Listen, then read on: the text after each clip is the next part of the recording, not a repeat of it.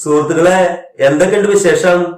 നമ്മുടെ അടുക്കളയിൽ കത്തുന്ന ഗ്യാസ് ഉണ്ടല്ലോ, ഈ സാധനം എവിടെ നിന്നും വരണമെന്ന് വല്ല നിശ്ചയമുണ്ടോ? സംഗതി സിമ്പിളാണ്. അങ്ങ് ഭൂമിയുടെ അടിയിൽ നിന്നും കടലിന്റെ അടിയിൽ നിന്നും ക്രൂഡ് ഓയിലൊക്കെ എടുക്കുമ്പോ അതിന്റെ കൂടെ കിട്ടുന്ന ഒരു സാധനമുണ്ട്, ഈ ലിക്വിഫൈഡ് പെട്രോളിയം ഗ്യാസ്. അതായത് നമ്മുടെ സ്വന്തം LPG. ഈ ഗ്യാസിനുള്ളിൽ എന്താണെന്ന് വല്ല നിശ്ചയമുണ്ടോ? വെറുതെ തീ കത്തുകയല്ല, ഇതിൽ പ്രധാനമായി രണ്ട് കക്ഷികളാണുള്ളത്, പ്രൊപ്പൈനും പിന്നെ ബ്യൂട്ടൈനും. ഈ രണ്ട് സാധനവും ചേരുമ്പോഴാണ് ഒന്നാന്തരം കത്തുന്ന ഗ്യാസ് ആകുന്നത്. പിന്നെ ഒരു കാര്യം, സത്യത്തിൽ ഈ ഗ്യാസിന് മണമൊന്നുമില്ല കേട്ടോ. അപ്പൊ ചോദിക്കും, ഗ്യാസ് ലീക്കായാൽ എങ്ങനെ അറിയുമെന്ന്.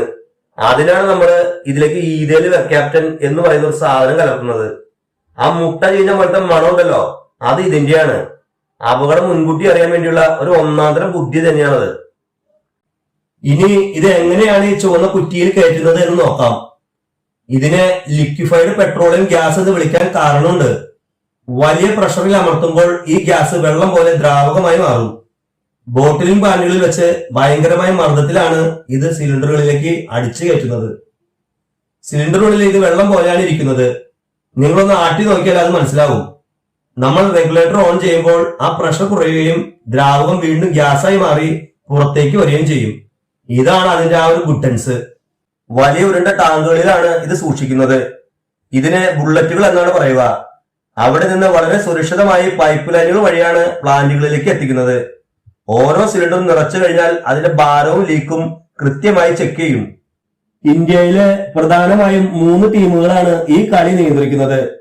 നമ്മുടെ ഭാരത് പെട്രോളിയം കോർപ്പറേഷൻ ലിമിറ്റഡ്, അതായത് BPCL, Indian oil corporation limited, അതായത് IOCL, പിന്നെ ഹിന്ദുസ്ഥാൻ പെട്രോളിയം കോർപ്പറേഷൻ ലിമിറ്റഡ്, അതായത് HPCL. ഇപ്പോൾ കാര്യങ്ങൾ അല്പം ടൈറ്റാണ്. ഈ ഇസ്രായേലും ഇറാനും കൂടെ അവിടെ അങ്ങോട്ടും ഇങ്ങോട്ടും വെടിവെപ്പും പൂരവും തുടങ്ങിയതോടെ നമ്മുടെ ചങ്കിടിപ്പ് കൂടിയിരിക്കുകയാണ്. എന്താണെന്നല്ലേ, ഇന്ത്യ ഉപയോഗിക്കുന്ന ഗ്യാസിന്റെ പകുതിയിലധികം വരുന്നത് ഗൾഫ് നാടുകളിൽ നിന്നാണ്.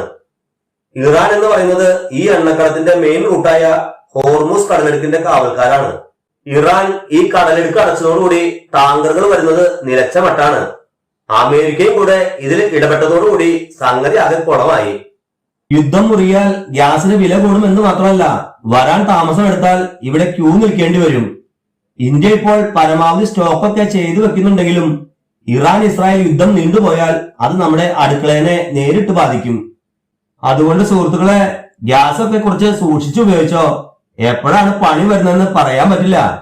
അപ്പൊ എങ്ങനെയാ, സംഗതി ക്ലിയർ ആയല്ലോ? വീഡിയോ ഇഷ്ടപ്പെട്ടെങ്കിൽ ലൈക്ക് ചെയ്യാനും സബ്സ്ക്രൈബ് ചെയ്യാനും കമന്റ് ചെയ്യാനും മറക്കണ്ട കേട്ടോ. അപ്പൊ ശരി എന്നാ.